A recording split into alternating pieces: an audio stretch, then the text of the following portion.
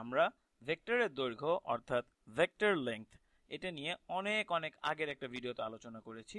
আর আমার পরে মনে পড়েছে যে আমি একটা গুরুত্বপূর্ণ জিনিস তোমাদের বলতে ভুলে গেছি। আর ওই জিনিসটাই আমরা যখন ট্রান্সফরমেশন করব তখন অনেক কাজে লাগবে। অভিক্ষেপ বা পরের ভিডিওতে তোমরা বুঝবে। আর আমি যেটা বলতে ভুলে গিয়েছি সেটা হচ্ছে একক ভেক্টর বা ইউনিট ভেক্টর। আমি লিখছি নামটা ইউনিট ভেক্টর। আর এটা হচ্ছে আর কিছুই না, খালি একটা ভেক্টর যার দৈর্ঘ্য হচ্ছে 1।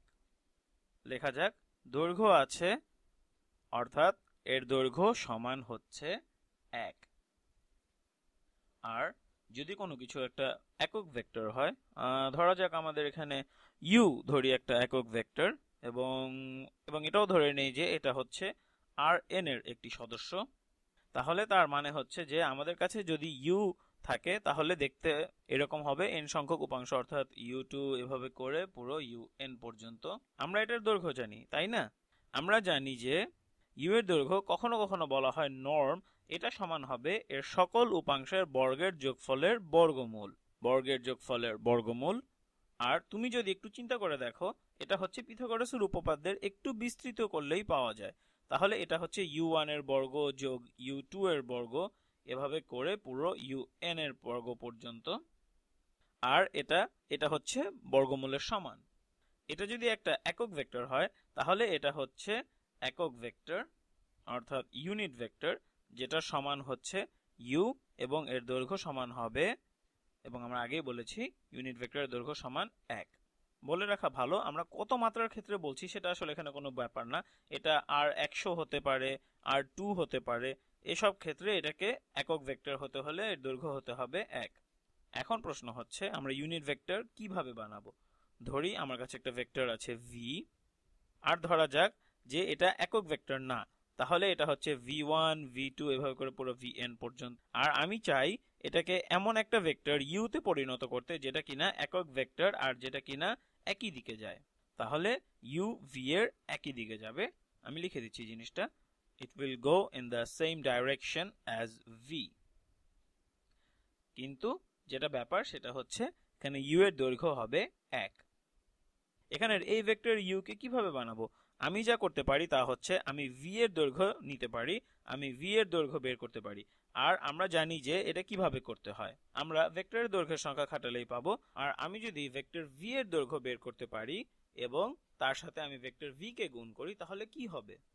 তাহলে আমি যদি u কে যদি বলি যে u সমান হচ্ছে 1 ভাগ v এর দৈর্ঘ্য গুণ v। আমি আবার বলছি u সমান হচ্ছে 1 ভাগ v এর দৈর্ঘ্য গুণ v। তাহলে এটা সমান কি? আমরা যদি এই পুরো জিনিসটার দৈর্ঘ্য নেই, তাহলে আমরা কি পাই? u এর দৈর্ঘ্য সমান হচ্ছে এই স্কেলার রাশির দৈর্ঘ্য। মনে করে দেখো যে এটা হচ্ছে খালি একটা সংখ্যা, তাই না? এটা হচ্ছে খালি একটা সংখ্যা, এটার সমান হচ্ছে এই স্কেলার। আর আমি ধরে নিচ্ছি v হচ্ছে একটি অশূন্য ভেক্টর, তাহলে এই স্কেলার সংখ্যার দৈর্ঘ্য গুণ হচ্ছে v। আমি আবার বলছি স্কেলার গুণ v। আর আমরা জানি যে আমরা স্কেলারটাকে আমাদের সূত্রের বাইরে নিয়ে যেতে পারি। আমরা দেখাতে পারি, আমার মনে হয় আমি এটা আগে একটা ভিডিওতে দেখিয়েছি যে c গুণ v এর পুরো দৈর্ঘ্যটা সমান হচ্ছে c গুণ v এর দৈর্ঘ্য। এটাকে লিখে ফেলি। আর এটাই হচ্ছে আমরা এখানে যেটা ধরে নিচ্ছি যে আমি যদি c এর সাথে কোনো ভেক্টর v কে গুণ করি, তার দৈর্ঘ্য নেই, তাহলে এটা সমান হবে c এর সাথে v এর দৈর্ঘ্যের গুণফল। আমার ধারণা আমরা এটা আগে দেখিয়েছি যখন আমরা প্রথম দৈর্ঘ্য স্থাপন করেছিলাম। তাহলে আমরা জানি যে এটা সমান হবে 1 ভাগ ভেক্টর v এর দৈর্ঘ্য, এটা হচ্ছে আমার c গুণ হবে।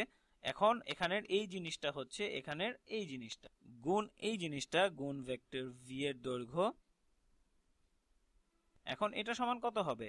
1 ভাগ কিছু একটা গুণ সেই কিছু একটাই, তাহলে এটা সমান হবে 1। তাহলে এটাই হচ্ছে একক ভেক্টর। তুমি যদি কোনো একক ভেক্টর বের করতে চাও, অথবা কখনো কখনো বলা হয় এটাকে নরমালাইজ করা বা নরমালাইজ ভেক্টর, যেটা কিনা ভেক্টর v এর দিকেই যায়, তারপরে v এর দৈর্ঘ্য বের করতে হবে আর n এর ভেক্টরের দৈর্ঘ্যের সূত্র দিয়ে, আর তারপর গুণ করতে হবে 1 ভাগ ওই দৈর্ঘ্য গুণ ভেক্টর v। এটা হচ্ছে খালি একটা স্কেলার, আর তারপর তুমি তোমার ভেক্টর u পেয়ে যাবে। একটা উদাহরণ করে নিশ্চিত করি যে তুমি পুরো ব্যাপারটা বুঝতে পেরেছো। ধরা যাক r3 তে আমার একটা ভেক্টর আছে v। আমি নোটেশনটি লিখে দিচ্ছি, r3 তে একটা ভেক্টর আছে ভি। ধরা যাক এটা হচ্ছে 1, 2 এবং -1। ভি এর দৈর্ঘ্য কত হবে? ভি এর দৈর্ঘ্য সমান হবে 1 এর বর্গ যোগ 2 এর বর্গ যোগ -1 এর বর্গ এবং এই পুরোটার বর্গমূল। আর এটা সমান হবে 1 যোগ 1 যোগ 4 এর বর্গমূল অর্থাৎ 6 এর বর্গমূল। তাহলে এটা হচ্ছে ভি এর দৈর্ঘ্য। তাহলে আমরা যদি একটা নরমালাইজড ভেক্টর ইউ বানাতে চাই যেটা কিনা ভি এর দিকে যায়, আমি আমার ভেক্টর ইউ সমান লিখতে পারি 1 ভাগ ভি এর দৈর্ঘ্য 1 ভাগ 6 এর বর্গমূল গুণ ভি।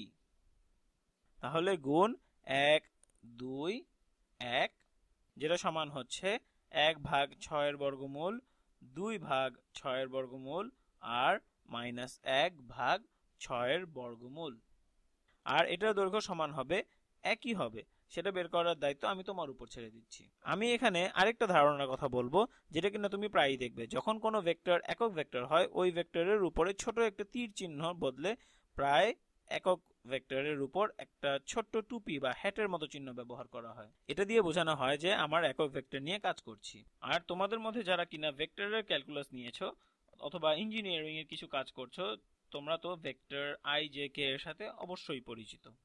আর এদের মাথায় এরকম ছোট টুপি থাকার কারণ হচ্ছে এরা সবাই হচ্ছে R3 এর একক ভেক্টর। এরা হচ্ছে R3 এর সদস্য আর এরা হচ্ছে একক ভেক্টর। এগুলো আসলে R3 এর বেসিস ভেক্টর।